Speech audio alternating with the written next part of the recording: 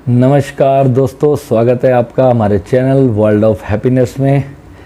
आज एक नया टॉपिक लेके मैं फिर से आपके बीच में आया हूँ। आप लोग खुद को इतना धोखा दे रहे हैं लॉ ऑफ अट्रैक्शन के नाम पे। अब यूट्यूब पे सर्च करें लॉ ऑफ अट्रैक्शन कैसे होता है, इसके ऊपर ये सर्च वर्ड्स डालते ही आपको हज़ारों लाखों वीडियोस मिलेंगे। बड़े से बड़े जो मनोवैज्ञानिक हैं वो भी इसके बारे में बहुत सारी वीडियोस बनाते और डालते हैं, और लोगों को एक सिर्फ व्यूज़ पाने के लिए और पैसा कमाने के लिए मनगढ़ंत चीज़ों में घुमा देते हैं उनके दिमाग को। और लोग भी उनको इस बिना सोचे समझे अपना टाइम वेस्ट करते हैं और उनको फॉलो करने लगते हैं और सोचते हैं कि लॉ ऑफ अट्रैक्शन के अंदर जो है अगर हम वैसे सोचेंगे और लिखेंगे और वो सारी चीज़ें जो है हमारे को मिलनी शुरू हो जाएंगी। लॉ ऑफ अट्रैक्शन दोस्तों, आज पहले बात करते हैं है क्या एक्चुअली। हमारा जो ये मस्तिष्क है, पूरा ये ब्रह्मांड है जो एक एनर्जी से बना है, ऊर्जा से बना है। ये तो लॉ ऑफ अट्रैक्शन को सुनने वाले जो हैं सभी लोग जानते हैं। और हमारा जो माइंड है वो एनर्जी को रेडिएट करता रहता है निरंतर, दिन रात 24 घंटे जो है हमारा माइंड है वो एनर्जी को बाहर की ओर रेडिएट करता है। जो भी हम लोग सोचते हैं अपने जीवन के अंदर, हमारा माइंड एक एनर्जी जो है इस कॉस्मिक वर्ल्ड को सेंड करता है। ये कई लोगों को पता होगा, परंतु क्या हमें ये पता चलेगा कि जो हम रेडिएशन बाहर भेज रहे हैं अपने माइंड से, हम क्या भेज रहे हैं? क्योंकि 90% जो होता है वो हमारा सबकॉन्शियस माइंड होता है और 10% ही जो है हमारा एक्टिव माइंड होता है, जो ये माइंड हमारी बॉडी के अंदर हमें दिखाई दे रहा है। सबकॉन्शियस माइंड जो होता है, अवचेतन मन उसको बोलते हैं, वो भी उसके बारे में भी बहुत सारे लोग अपनी टिप्पणियां करते रहते हैं और उसके बारे में बहुत सारी बुक्स भी पढ़ते हैं। नेट पे, गूगल पे भी बहुत सारी जानकारियां सबकॉन्शियस माइंड के बारे में भी बड़े बड़े वीडियोस मैंने देखे हैं और इतने इतने दावे लोगों के हैं। पर जब उनके नीचे आप लोगों के कमेंट्स पढ़ोगे जिन्होंने पूरी ईमानदारी से 1-2 साल उन लोगों को फॉलो किया, उसके बाद भी जब रिज़ल्ट ज़ीरो आया तब लोगों को समझ में नहीं आया कि हमने समय बर्बाद किया और हमारे को जो है कुछ भी प्राप्ति नहीं हुई। अब इसके बारे में आज मैं आपको कंप्लीट जानकारी दूंगा, जो एक मेरे अनुभव के आधार पे है, जो कि मैंने किसी की सुनी सुनाई बातें जो है मैं अपने चैनल पे आपको पता है नहीं करता।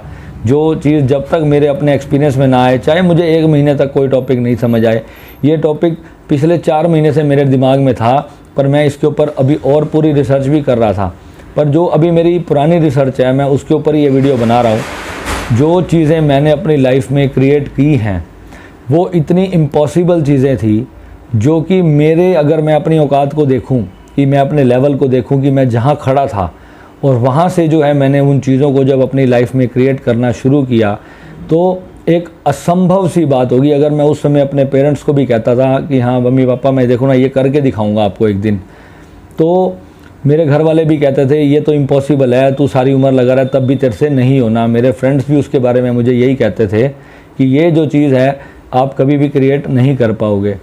मेरी पास 10 रुपये भी मेरी जेब में नहीं थे और लॉ ऑफ अट्रैक्शन के बारे में मैंने पढ़ना समझना शुरू किया। मेरे गुरुदेव ने भी मुझे इसके बारे में बहुत अच्छा ज्ञान दिया और सबकॉन्शियस माइंड को कैसे क्लीन करना है उसके बारे में भी बहुत सारी नॉलेज मुझे प्राप्त हुई। और उसके बाद मैंने उसको सब कुछ जो है अपने मेडिटेशन के अंदर वो प्रयोग करने शुरू किए। वो सारे प्रयोग जो है मैं अपने ऑनलाइन कैंप्स में भी करवाता हूँ। अगर आप लोग भी उस लेवल में जाना चाहते हैं तो आप, मेरा नंबर नीचे फ्लैशबैक चल रहा होगा, तो आप जो है उस नंबर पे मुझे व्हाट्सएप कर सकते हैं और कोर्सेज़ के बारे में, फ़ीस वगैरह, चार्जेस की सभी जानकारी जो है आपको मैं दे दूँगा। बहुत ही बड़ा रिज़ल्ट आपको मिलेगा, क्योंकि लॉ ऑफ अट्रैक्शन जो है, आज का वीडियो थोड़ा मैं लंबा भी करने वाला हूँ, बिकॉज़ ये एक टॉपिक ही ऐसा है कि जो है कि अगर मैंने आपको 2-4 मिनट में अगर इसके बारे में बता दूँ तो दोस्तों समझ नहीं आएगा। आज के ये 20-25 मिनट जो हैं आपकी पूरी लाइफ को बदल सकते हैं। तो इसलिए जो है इस वीडियो को पूरा अंत तक देखना, इस वीडियो को मिस मत करना अगर सच में कुछ जीवन में कुछ प्राप्त करना चाहते हो आप। तो दोस्तों आज हम सबसे पहले बात करते हैं लॉ ऑफ अट्रैक्शन के लिए सबसे पहला इंस्ट्रूमेंट क्या है। सबसे पहला इंस्ट्रूमेंट हमारा जो है, हमारा माइंड है। माइंड का काम है एनर्जी को रेडिएट करना, जो कि एक वेव्स जो होती हैं, वही वेव्स हैं जिससे ये पूरा ब्रह्मांड बना है। ये जो वेव्स हैं, हम अगर कुछ सोचते हैं, सपोज़ करो कि हम पहले हमने आँखों से हमने एक गाड़ी देखी, रोड पे एक बहुत अच्छी गाड़ी जा रही है और हमने उस गाड़ी को देखा और हमारा मन किया काश ये गाड़ी मेरे पास हो, हम सपने बुनने लगे। ठीक है, तो अगर हमने वो सपना अपने मन के अंदर भर लिया, आँखों का काम है एक स्कैन करके उसको कोई भी चीज़ हमने प्राप्त करने की इच्छा जागृत की, तो आँखों ने तत्काल उसकी एक इमेज क्लिक करके हमारे मन में भेज दी। हमारे मन के अंदर अब वो इमेज जो है स्टोर हो गई। अब क्या होता है, जब हम कुछ ऐसी एक्टिविटी करते हैं लाइक मेडिटेशन करते हैं या कुछ भी, हम और विचार करने लग जाते हैं, तो वो जो क्लिक की हुई इमेज है जिसको हम अपना ड्रीम बनाना तो चाहते थे, पर वो कहीं जाकर हमारे सबकॉन्शियस में गुम हो गई। यानी कि एक अनंत ब्रह्मांड है सबकॉन्शियस माइंड, एक ऐसा समुद्र है, वो इमेज जो है उसमें जाकर कहीं खो गई। बिकॉज हमने सोचा यार मेरी सैलरी तो 50,000 ही है, 20-30 हज़ार ही है, वो गाड़ी तो 2 करोड़ की है, मैं कहाँ से ले लूँगा। यानी हमने सबकॉन्शियस में एक और मैसेज डाला कि ये चीज़ जो है मेरे लिए प्राप्त करना थोड़ा मुश्किल है, ये तो अभी असंभव सी है। तो हमने उसको कहीं रख लिया। अपनी इच्छा तो हमने बना ली, पर इच्छाओं की जो लिस्ट है वो बहुत बड़ी होती है हमारी, पर हमने उस इच्छा को कहीं पर एक कोने के अंदर अपने स्टोर करके रख लिया। चलो कभी पैसा आएगा तो ये भी काम कर लेंगे, पर हमने उस इच्छा के ऊपर कोई वर्कआउट नहीं किया। फिर हमने कोई बाइक देख ली। अच्छा, बाइक जो है वो छोटी सी इच्छा है और 1,50,000 की मिल जाती है, तो हमने सोचा यार ये तो बड़ी जल्दी आ जाएगी, चलो बाइक ही ले लेते हैं। तो जो हमने बड़ी इच्छा की थी और जो छोटी इच्छा की थी उसमें हमारा जो बजट है ना वो छोटी इच्छा को मैच कर जाता है। 1-2 साल के अंदर चलो भाई कहीं से लाख रुपए आ गए और हमने जो है वो बाइक परचेज़ कर ली। अब जो हमने पहले इच्छा की थी वो वहीं की वहीं कहीं खो गई, दब गई, मर गई। तो धीरे धीरे करते करते ऐसे ही हमारी 30, 40, 50 साल की उम्र हो जाती है और जो है वो इच्छाएं हमारी पड़ी रह जाती हैं और बुढ़ापे में सोचते हैं यार हमने तो लाइफ में कुछ किया ही नहीं। फिर हम बच्चों से एक्सपेक्ट करने लग जाते हैं, चलो यार बच्चे ही कर लें, फिर उनको हम मारेंगे पीटेंगे, कुछ बन जाओ, कुछ कर लो, क्योंकि हमारी जो इच्छा पूरी नहीं हुई, हम चाहते हैं चलो बच्चों की तो पूरी हो जाए, जबकि बच्चा कुछ अपनी अलग इच्छा डेवलप कर रहा है। वो हो सकता है उसको बहुत बड़े घर की इच्छा हो या वर्ल्ड टूर की इच्छा हो, या किसी ने चांद पर प्लॉट लिया। सुशांत सिंह राजपूत ने, मैंने सुना था अभी, कि चांद पर प्लॉट लिया। कभी उसने ये सपना तो अपने मन में देखा होगा ना, छत पर सोता होगा तो कभी उसने सोचा होगा यार काश मेरा चांद पर मकान हो। इतनी बड़ी इच्छा करने के लिए बहुत बड़े हौसले की भी ज़रूरत पड़ती है। पर कहीं ना कहीं देखो, जो उसने अंदर अपने डिप्रेशन पाल लिया, जो कहीं छोटी इच्छाएं उसने अपनी अंदर कहीं दबा ली होंगी, जो बेचारे की पूरी नहीं हुई, और इस वजह से जो है उसने सुसाइड जैसा कदम उठाया। तो दोस्तों, लॉ ऑफ अट्रैक्शन के ऊपर अपना समय बर्बाद करना बंद कर दो। सबसे पहली जो चीज़ है, अपने सबकॉन्शियस माइंड को पूरी तरह से क्लीन करना बहुत ज़रूरी है, क्योंकि लाखों करोड़ों जन्म हमारे हो चुके हैं पहले, और उसमें हमने कई सारी इच्छाएं जो हैं अपने मन में डाली थी, और वो हमारे अंदर आज भी कहीं ना कहीं पर पड़ी हैं। जब आप डीप मेडिटेशंस में जाओगे तो आपको पता चलेगा, हाँ ये वाली चीज़ जो है मैंने कहीं देखी है मेरी लाइफ में, ज़रूर मैंने कहीं ना कहीं पिछले जन्म में, कहीं नींद में आपको, कहीं ध्यान में, कहीं सपनों में जो है ऐसी चीज़ें आपको दिखाई देने लगेंगी। जब आपका कॉन्शियसनेस का लेवल बढ़ता चला जाएगा तो आप ऐसी बहुत सारी चीज़ें देखोगे जो आपके पिछले जन्म से रिलेटेड हैं। एक बार एक ऐसा हुआ, एक व्यक्ति था, वो फ्लूट बजा रहा था, तो उसको फ्लूट के बारे में कुछ भी नहीं पता था, वो बस टी टी टी टी यूँ जो बस फूंक मार रहा था उसमें। तो अचानक उसको कुछ समझ नहीं आ रहा था भाई ये कैसे बजेगी। तो एक उसके जो फ्लूट के मास्टर थे, तो उन्होंने उसको कहा कि जो है ना भाई, इसमें ऐसे 7 सुर होते हैं, ये इसके सुर हैं, इसको ऐसे ऐसे तू बजा। तो जैसे ही उसने अपने जब फिंगर्स जो हैं उस फ्लूट के 7 सुरों को समझा, तो उसके अंदर से ना म्यूज़िक प्ले होना शुरू हो गया। और उसने जैसे ही म्यूज़िक बजाना स्टार्ट किया तो अचानक से ना उसने क्या पाया कि वो हर गाना जो है बड़े इजीली निकालता जा रहा है, क्योंकि जब उसका रीबर्थ हुआ तो वो सारे सुरों का ज्ञान तो वो भूल गया, क्योंकि इस माइंड के अंदर सुरों का ज्ञान नहीं है। पर जो ज्ञान उसको पिछले जन्मों के अभ्यास से था वो उसके सबकॉन्शियस माइंड में पूरा पड़ा था। तो विद इन 2-4 घंटे के अंदर ही वो जो है फ्लूट ऐसे बजाने लगा जैसे कोई मास्टर बजाता है। तो ऐसी बहुत सारी चीज़ें होती हैं। कई बंदे कार चलाना सीखते हैं पिछले जन्म से, जैसे छोटे छोटे बच्चे होते हैं ना, बैठते ही उनको बस थोड़ा सा स्टीयरिंग और रेस ब्रेक का समझा दो और बस वो गाड़ी चलाना स्टार्ट कर देते हैं। तो ये सारी चीज़ें जो है ना हमारे पास्ट लाइफ से रिलेटेड होती हैं। तो ये जो चीज़ें हैं हमारे अंदर सबकॉन्शियस माइंड में स्टोर्ड हैं।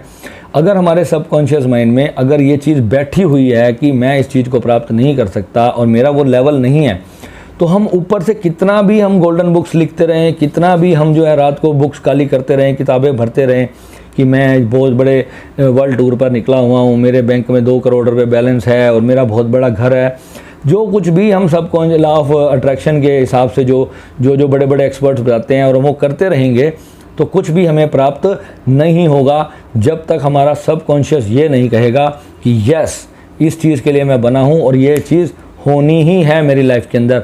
जब तक आपका कॉन्फिडेंस 1000% पास अप नहीं होगा कि आपको ये लगेगा कि यस, मैं हूँ ही इसलिए बना, तभी जाकर जो है आप वो चीज़ प्राप्त कर सकते हैं। और अब आते हैं हम सेकंड बात के ऊपर।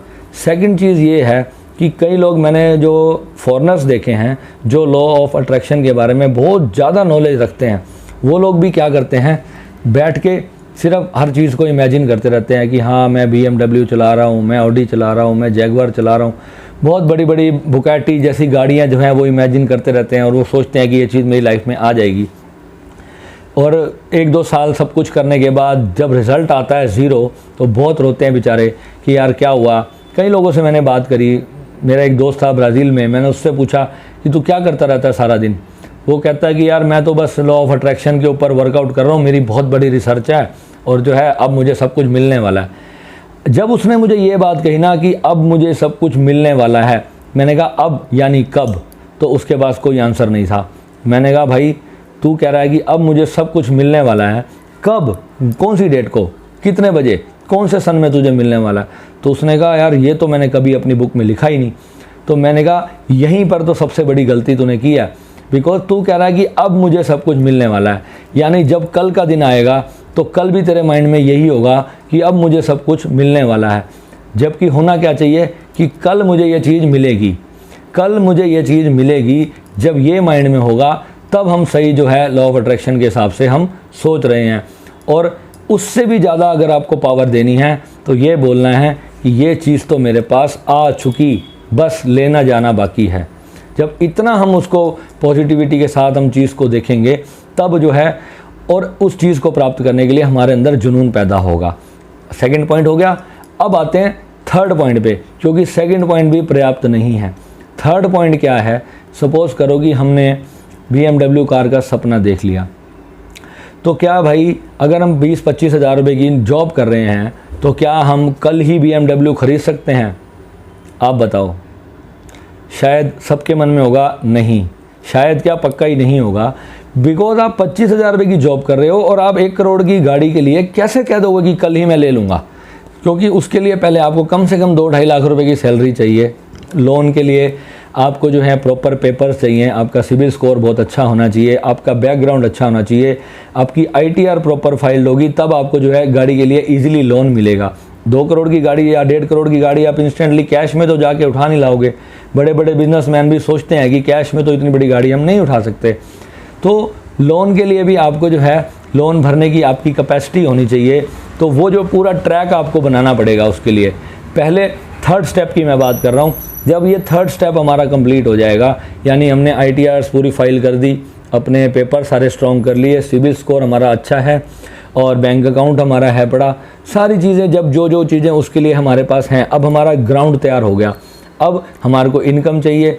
इनकम कितनी चाहिए? सपोज़ हमने BMW गाड़ी के लिए 50 हज़ार रुपये हमने EMI रखनी है पर मंथ की, तो एटलीस्ट कम से कम 1.5-2 लाख रुपए हमारा घर का भी खर्चा होगा। अगर हम 50 हज़ार रुपये की गाड़ी सोच रहे हैं, 50-60 हज़ार रुपये की हमारी ITR भी जाएगी, इंश्योरेंस भी जाएंगे, हेल्थ क्लेम भी जाएंगे, बहुत कुछ हमें भरना पड़ेगा। यानी कि 3-4 लाख रुपए की इनकम हमें चाहिए अगर हम 2 करोड़ की गाड़ी अपनी लाइफ में इमेजिन करते हैं। तो उसके लिए अगर हम 50 हज़ार रुपये की EMI के लिए जब तक कोई प्लान हमारे पास नहीं होगा, पर हम गोल्डन बुक्स में लिखते जा रहे हैं, मेरे पास BMW, मेरे पास ऑडी, मेरे पास फलाना, मेरे पास ढिमकाना, कोई हवाई जहाज सोचता है, तो भाई ऐसे कुछ भी नहीं होने वाला। छोटी गाड़ी सोच लो, जितनी तुम्हारी औकात है उसी हिसाब से सोच लो। छोटी बाइक सोच लो। पहले कम से कम उस लेवल पे तो आओ कि कम से कम आप 50 हज़ार रुपये का गवर्नमेंट आपको लोन भी दे दे या 5-10-20 लाख का आपको लोन भी दे दे। जब तक आपके वो चीज़ें ही नहीं है ग्राउंड ही नहीं है और बड़ी बड़ी चीज़ें इमेजिन करके बैठे हुए हैं। अच्छा, फिर एक चीज़ लिखते हैं, फिर अगले दिन जो है दूसरी चीज़ लिखते हैं। एक लड़के का उस दिन मेरे पास व्हाट्सअप आया, कहता है भैया मेरी शादी नहीं हो रही, मैं क्या करूं, मैं बड़े दिनों से गोल्डन बुक में लिख रहा हूं। शिवयोगी भाई है अपना। तो मैंने कहा भाई एक बात बता, तू मुझे बोल रहा है कि मेरी शादी नहीं हो रही, पहली चीज़ ही तूने यही बोल दी कि मेरी शादी नहीं हो रही, तो बता मैं कैसे कराऊंगा। पहले तो अपने मन को ही लेके पॉजिटिव नहीं है, तेरा मन ही अपने आप अंदर से नेगेटिव है। सुबह उठ, नहा धो के भगवान का नाम लेके थोड़ा ध्यान में बैठ, भोलेनाथ का नाम ले और इमेजिन कर कि बहुत अच्छी एक भगवान को मानने वाली एक शिव योगी तेरी जो लाइफ पार्टनर तेरी लाइफ में आ चुकी है। जैसा तो उसका चेहरा इमेजिन करता है, जैसा कुछ तू सोचता है, वैसा जो है दुर्गा माँ से प्रार्थना कर और जो है इमेजिन कर खुद को उसके साथ, उसका चेहरा इमेजिन कर कि वो तेरे घर में आ चुकी है, तेरे माँ बाप की सेवा कर रही है और तेरे साथ जो है खुशी के पल स्पेंड कर रही है। वो सारी चीज़ें जब तू इमेजिन करना शुरू करेगा, और एक चीज़ के बारे में एक ही टाइम में एक ही चीज़ को क्रिएट करना जब तक वो चीज़ आपकी लाइफ में नहीं आ जाए।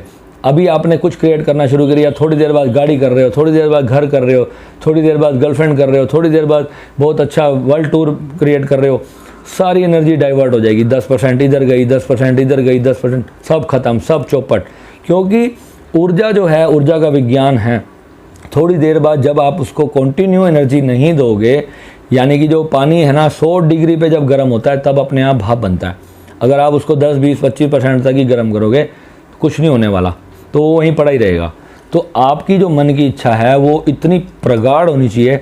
सबसे पहले अगर आपको लाइफ में कुछ वाकई में ही प्राप्त करना है, एक बुक लो, एक पेज ले लो, उसके ऊपर अपनी सारी इच्छाएं पहले लिख लो, सारी इच्छाएं लिख लो, 100, 150, 200 इच्छाएं जितनी होंगी सारी लिख लो। अब उसमें देखो अफोर्डेबल इच्छाएं और नॉन अफोर्डेबल इच्छाएं, दोनों में से कौन कौन सी चीज़ें जो हैं आप अभी अफोर्ड कर सकते हो और कौन कौन सी इच्छाएं हैं जो अभी आपके बजट से बाहर हैं। तो जो अफोर्डेबल है ना, उनको तो एक कागज़ पे लिख के फाड़ के फेंक दो, वो तो मुझे पूरी ही नहीं करनी, ये तो मैं जब मर्जी कर लूँगा। अब जो नॉन अफोर्डेबल इच्छाएँ हैं उसके अंदर आप सपोज़ करो आपने 50 नॉन अफोर्डेबल इच्छाएँ अपनी लिख ली। अब नॉन अफोर्डेबल इच्छाओं का जो आप देखो इसमें कौन कौन सी चीज़ें ऐसी हैं जो वाकई में यार मुझे करनी है लाइफ में, अगर ये नहीं किया ना तो यार ज़िंदगी साली जी ही नहीं। वो कुछ 5 इच्छाएं जो होंगी उसमें से जो है वो एक अलग पेज पे आप लिख लो कि यार ये पहले करनी है। अब बाकियों को ना फाड़ के फेंक दो, ये मुझे चाहिए ही नहीं अपनी लाइफ के अंदर। अब उसके बारे में नहीं दिमाग लगाना, ये सोचना नहीं है कि अब मुझे वो भी करनी है। जो आपने अभी 5 इच्छाएँ लिखी हैं सिर्फ उसी पर पूरा ध्यान हम अभी देंगे। अब 5 इच्छाओं में से अब आप एक उठा लो जो बस मुझे अभी चाहिए और आज की डेट के अंदर चाहिए। चाहे वो बहुत बड़ी इच्छा होगी यार, मेरी तो खैर बड़ी छोटी छोटी सी इच्छाएं हैं और ऑलमोस्ट भोलेनाथ की कृपा से सारी पूरी कर दी लाइफ में। टेंशन मैं लेता ही नहीं क्योंकि मैं ज़्यादा लाइफ में सोचता ही नहीं कि मुझे ये करना है, मुझे वो करना है। क्योंकि मन जितना अगर आपका शांत होगा ना अंदर से, यानी ज़्यादा इच्छाएँ भी अगर आप अपने अंदर बना लोगे तो बहुत ज़्यादा दुखी हो जाओगे। सबसे खुश इंसान दुनिया के अंदर वही होता है जिसके मन में कोई इच्छा ही नहीं होगी। क्योंकि ना जब ज़्यादा इच्छाएं हमारे मन के अंदर होंगी तो क्या होगा यार, पूरी सभी तो पूरी होती नहीं इस दुनिया के अंदर। इच्छा रहित मन जब आपके पास आ गया, वो सबसे टॉप इच्छा मेरे बाबा जी कहते हैं, ओशो भी यही बात समझाते हैं, जब इच्छा रहित आपका मन हो जाएगा, बुद्ध ने यही बात कही, तो जो है आपको सब मिल गया। उसके बाद तो फिर कुछ प्राप्त करने की ज़रूरत ही नहीं है। पर फिर भी बहुत से भाई बहन ऐसे होते हैं जो कहते हैं कि सच में यार भाई मुझे ये चीज़ प्राप्त करनी है, मेरे इसका बिना मेरा दिल नहीं लगता। कई बार ईगो हमारी इतनी हार्ड हो जाती है कि उसको प्राप्त किए बिना हमारा दिल ही नहीं लगता। तो जो है इच्छा रहित मन तो खैर बहुत बड़ी लेवल की चीज़ है, उसके ऊपर फिर कभी बात करेंगे। पर अभी जो हमारा टॉपिक था, आपने एक जो मेन इच्छा जो आपको सबसे ज़्यादा परेशान करती है, आप उसको आपने लिख लिया। अब उसके बारे में जो है ना अब सोचना शुरू करो कि ये चीज़ मेरी पूरी हो रही है, ये चीज़ मेरी पूरी हो चुकी है। सपोज़ करो आपने BMW गाड़ी के लिए ही इच्छा की, पर अब आप सोचो कि आपकी 20-25 हज़ार सैलरी है, BMW आ जाएगी? नहीं आएगी। थोड़ी पहले बड़ी गाड़ी क्रेटा इमेजिन कर लो, या इको स्पोर्ट्स इमेजिन कर लो, या थोड़ी और फॉर्चूनर तक पहुंच जाओ। थोड़ी इच्छा करके थोड़ा बड़ा लेवल बढ़ाओ, धीरे धीरे स्टेप बाय स्टेप। जब वहाँ तक आपका सिस्टम बन जाएगा फिर थोड़ा और बड़ा सोचना। धीरे धीरे होता है ना, स्टेप बाय स्टेप आप चढ़ोगे तो वो इच्छा भी दूर नहीं है, वो भी आपको मिलेगी ज़रूर। ठीक है, तो उसके बाद जो है अब उसके बारे में आपने सोचना शुरू करना है। अब उसी को इमेजिन नहीं करते रहना, अब ये सोचना शुरू करो। अब नेक्स्ट स्टेप पे आओ, अपनी जो आप गोल्डन बुक बनाते हो उसमें अब नेक्स्ट पेज पे आप लिखो कि ये चीज़ जो है किन किन रास्तों से जो है मैं यहाँ तक पहुँच सकता हूँ। ऐसे 5, 7, 10 रास्ते जो हैं आप सोचो कि how to earn money, YouTube पे लिखो how business ideas, new business ideas, इस तरह के जो हैं how to open some restaurant, how to start a new business in very low budget, इस टाइप की जो है फिर चीज़ें आप जो है अपने माइंड में सोचना स्टार्ट करो। बहुत बड़े जो है नौकर से अच्छा है कि बहुत छोटे मालिक बन जाओ। पहले ही दिन अपनी जॉब छोड़ दो। चाय की दुकान खोलनी पड़े चाय की दुकान खोल लो, ब्रेड पकोड़े समोसे की दुकान खोलनी पड़े वो खोल लो, छोटा मोटा कोई ठेला लगा लो, कुछ भी कर लो, बट पहले बड़े नौकर से बढ़िया जो है एक छोटे बिजनेसमैन बन जाओ, एक छोटे जो है मालिक बन जाओ। अपना काम पहले स्टार्ट कर लो। जब आपका अपना बिजनेस होगा तब आप बड़े से बड़ी चीज़ भी इमेजिन कर सकते हो, बड़े से बड़ी चीज़ भी जो है आसानी से प्राप्त करने के बारे में सोच सकते हो। अब जो है उन रास्तों पे जो है अपना पूरा फोकस लगा दो कि किस किस रास्तों से जो है मैं यहाँ पे अचीव कर सकता हूँ। कुछ अच्छे रास्ते भी आपके माइंड में आएंगे, कुछ बुरे रास्ते भी आएंगे जिसमें आपको लगेगा कि मैं कोई चोरी डकैती कर लूँ, तो ऐसा मत सोचना भाई अच्छा रास्ता सोचना। लीगल तरीके से जो है बहुत सारे कानूनी दावपेच भी होते हैं, कानूनी जुगाड़ भी होते हैं। बहुत सारी इंडिया के अंदर ऐसी स्कीम्स हैं पड़ी जो कि है गवर्नमेंट से कोई लोग दावपेच लगा लेते हैं यार। गवर्नमेंट के जो एमएलएज होते हैं, ये जो एमसी वगैरह होते हैं, इनके कोई टेंडर टुंडर में झोल झाल कर लेते हैं, तो वहाँ से भी आपको इनकम हो सकती है। मतलब ये भी एक तरह का 2 नंबर का ही काम होता है। जिसके पास कुछ भी नहीं होता ना, तो वो इन चीज़ों में ही दिमाग लगाता है और वहाँ से कोई ना कोई उसको रास्ता मिलता ज़रूर है। पर आप जब ये सोचोगे ना कि कौन सा रास्ता अच्छा है और कौन सा बुरा, तो आपको 2 ऑप्शन मिलेंगी। अब उन दोनों में से आपने एक सिलेक्ट करनी है, जो आपका मन एक्सेप्ट करे। हाँ, और आपकी जो सर्कमस्टांसिस है कि यस मेरी मजबूरी है यार, मुझे इसको प्राप्त करना ही है और इसके लिए मैं बनाऊँ और एनी कॉस्ट मुझे इसको प्राप्त करना है, ठीक है। तो जो है आप उस रास्ते को जो है अपनी लाइफ के अंदर अपना लो और उसके ऊपर अपना वर्कआउट करो। तन मन धन से दिन और रात उसी के बारे में सोचना है। सुबह शाम दोपहर रात बस वही एक इच्छा के बारे में सोचना है। तीसरी चीज़ या दूसरी चीज़ आपने नहीं सोचनी। मैं आपको दावे के साथ लिख के कहता हूँ, धीरे धीरे वो जो रास्ता है वो आपको अपने ऊपर खींच भी लेगा और जो है आप उस पर दौड़ना शुरू करोगे। फिर उसके बाद जो है अब आपने ये सोचना है कि मुझे वो काम कब करना है, कौन से सन में करना है, कौन से ईयर में करना है,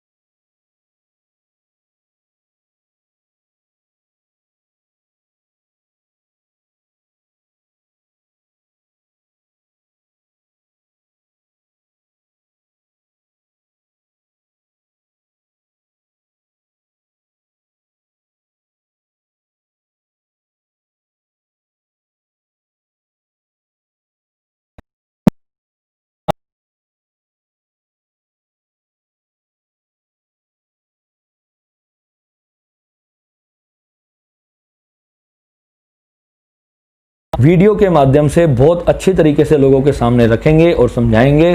तो I am telling you friends, YouTube is very big medium of earning money in the future. आने वाले समय में अगर आपका यूट्यूब चैनल है तो अगर आप 200-500-1000 वीडियोस बना के अपने 2-4-5 साल उस पर मेहनत कर ली, तो उसको आपने अपलोड कर दिया, उसके बाद भी अगर आप सही कंटेंट सही तरीके से अपलोड करेंगे दोस्तों, और आपके पास वाकई में उस चीज़ से रिलेटेड टैलेंट है, आपको उसकी चीज़ के बारे में नॉलेज है, तो आप अच्छे वीडियोस बना के यूट्यूब पे अपलोड करें। आप बहुत ही अच्छी इनकम यूट्यूब के माध्यम से करेंगे। ठीक है दोस्तों, तो आज वीडियो बहुत लंबा हो गया। मिलते हैं नए वीडियो के साथ बहुत जल्दी। नमः शिवाय।